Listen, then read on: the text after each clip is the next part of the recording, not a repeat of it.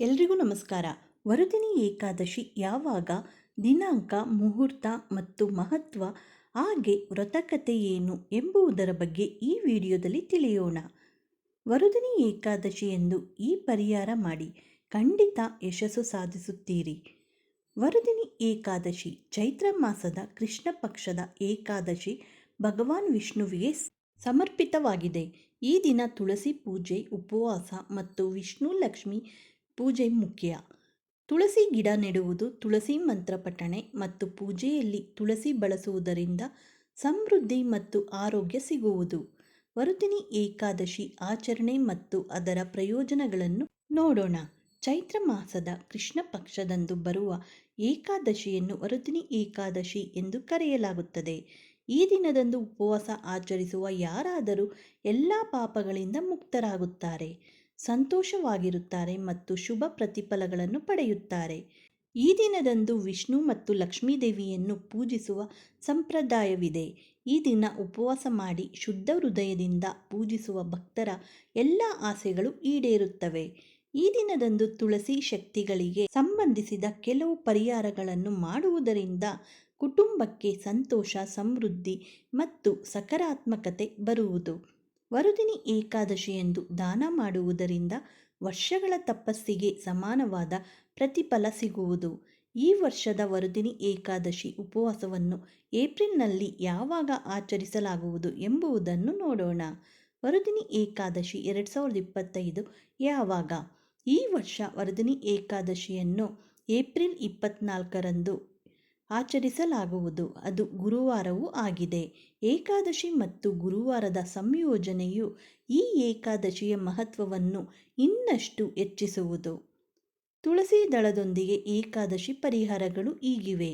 ಏಕಾದಶಿಯ ದಿನದಂದು ತುಳಸಿ ಗಿಡವನ್ನು ಮನೆಗೆ ತರುವುದು ಮತ್ತು ತುಳಸಿ ಗಿಡವನ್ನು ನೆಡುವುದು ಶುಭವೆಂದು ಪರಿಗಣಿಸಲಾಗಿದೆ. ಆದ್ದರಿಂದ ವರುದಿನಿ ಏಕಾದಶಿ ದಿನದಂದು ತುಳಸಿ ಗಿಡವನ್ನು ನೆಡಬೇಕು. ಇದರೊಂದಿಗೆ ಜೀವನದ ಸಮಸ್ಯೆಗಳು ಕ್ರಮೇಣ ಕೊನೆಗೊಳ್ಳಲು ಪ್ರಾರಂಭಿಸುತ್ತವೆ. ಅದೇ ಸಮಯದಲ್ಲಿ ಮನೆಯ ಈಶಾನ್ಯ ದಿಕ್ಕಿನಲ್ಲಿ ತುಳಸಿ ಗಿಡವನ್ನು ನೆಡಿ. ವರುದಿನಿ ಏಕಾದಶಿಯ ದಿನ ಬ್ರಹ್ಮ ಮುಹೂರ್ತದಲ್ಲಿ ಎದ್ದು ಸ್ನಾನ ಮಾಡಿ ತುಳಸಿ ಗಿಡಕ್ಕೆ ನೀರು ಹಾಕಿ ನಂತರ ಅದರ ಮುಂದೆ ತುಪ್ಪದ ದೀಪವನ್ನು ಬೆಳಗಿಸಿ ತುಳಸಿಗೆ ಸಂಬಂಧಿಸಿದ ಮಂತ್ರವನ್ನು ಪಠಿಸಿ. ಹೀಗೆ ಮಾಡುವುದರಿಂದ ಆರ್ಥಿಕ ತೊಂದರೆಗಳು ನಿವಾರಣೆಯಾಗುತ್ತವೆ. ಇದರೊಂದಿಗೆ ಬಾಕಿ ಇರುವ ಕೆಲಸಗಳನ್ನು ಸಹ ಪೂರ್ಣಗೊಳಿಸಲಾಗುತ್ತದೆ. ಪೂಜೆಯಲ್ಲಿ ತುಳಸಿ ಬಳಸಿ.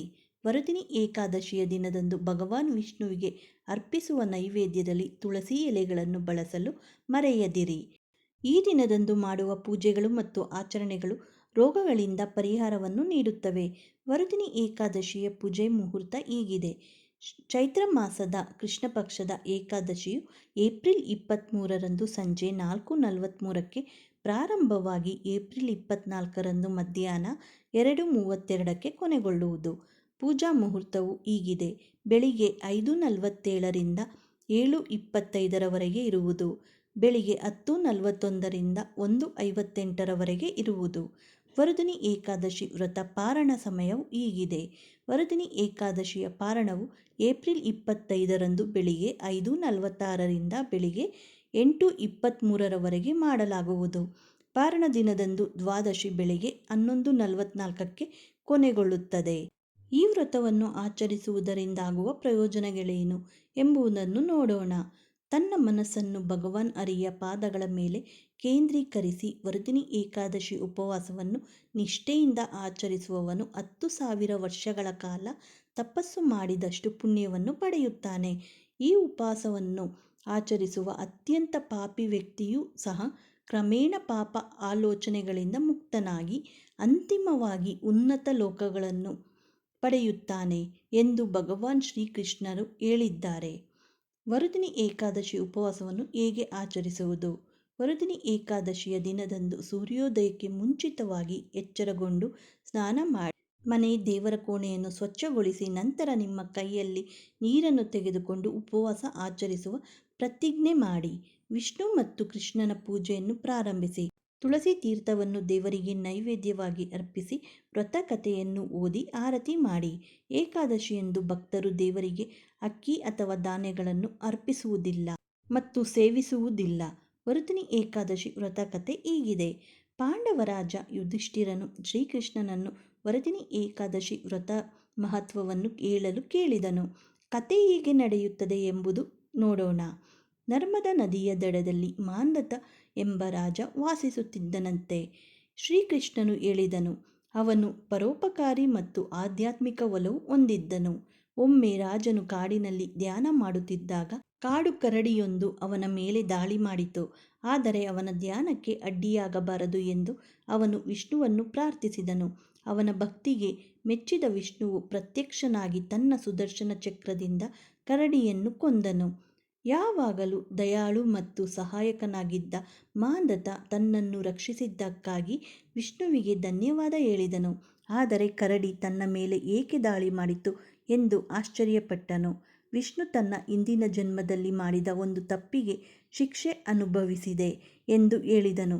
ದೇವರು ಮಾಂಧಾತನನ್ನು ಮಥುರಾಗೆ ಭೇಟಿ ನೀಡಿ ತನ್ನ ಗಾಯಗಳಿಗೆ ಚಿಕಿತ್ಸೆ ನೀಡಲು ವರುದಿನಿ ಏಕಾದಶಿ ವ್ರತ ಆಚರಿಸಲು ಹೇಳಿದರು.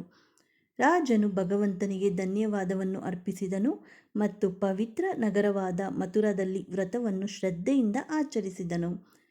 ಶಾಸ್ತ್ರಿ ಇಲ್ಲದ ಭಕ್ತರು ರಕ್ಷಣೆಗಾಗಿ ವರುದಿನಿ ಏಕಾದಶಿ ವ್ರತವನ್ನು ಆಚರಿಸುತ್ತಾರೆ. ಏಕಾದಶಿ ತಿಥಿಯಂದು ಈ ವ್ರತವನ್ನು ಆಚರಿಸುವ ಮತ್ತು ಪೂಜಿಸುವ ಎಲ್ಲರನ್ನೂ ಭಗವಾನ್ ವಿಷ್ಣು ರಕ್ಷಿಸುತ್ತಾನೆ ಎನ್ನುವ ನಂಬಿಕೆಯಿದೆ. ಏಕಾದಶಿ ಸ್ತುತಿ ಹೀಗಿದೆ. ಪ್ರೀತಿ, ಸಂತೋಷ ಮತ್ತು ಐಶ್ವರ್ಯಕ್ಕಾಗಿ ವರುದಿನಿ ಏಕಾದಶಿಯಂದು ಮಧುರಾಷ್ಟಕವನ್ನು ಪಠಿಸಿ. ಅತ್ಯಂತ ಕಷ್ಟಕರವಾದ ಸಮಸ್ಯೆಗಳನ್ನು ಪರಿಹರಿಸಲು ಗಜೇಂದ್ರ ಮೋಕ್ಷವನ್ನು ಪಠಿಸಿ. ಮಕ್ಕಳ ಸಮಸ್ಯೆಗಳಿಗೆ ಗೋಪಾಲ ಸಹಸ್ರನಾಮವನ್ನು ಪಠಿಸಿ. ಭಕ್ತಿ ಮತ್ತು ಮುಕ್ತಿಗಾಗಿ ವಿಷ್ಣು ಸಹಸ್ರನಾಮವನ್ನು ಪಠಿಸಿ. ಪಾಪ ಪರಿಹಾರಕ್ಕಾಗಿ ಭಗವದ್ಗೀತೆಯ 11ನೇ ಅಧ್ಯಾಯವನ್ನು ಪಠಿಸಿ. ಈ ಮಾಹಿತಿ ಏನಾದರೂ ನಿಮಗೆ ಉಪಯುಕ್ತವಾದರೆ ಲೈಕ್ ಮಾಡಿ, ಹಾಗೆ ಎಲ್ಲರಿಗೂ ಶೇರ್ ಮಾಡಿ. ಮತ್ತಷ್ಟು ವಿಡಿಯೋಗಳಿಗೆ ನಮ್ಮ ಚಾನಲನ್ನು ಸಬ್ಸ್ಕ್ರೈಬ್ ಮಾಡಿಕೊಳ್ಳಿ. ಮತ್ತೆ ಸಿಗೋಣ ಇನ್ನೊಂದು ವಿಡಿಯೋದೊಂದಿಗೆ. ಧನ್ಯವಾದಗಳು. Thank you for watching.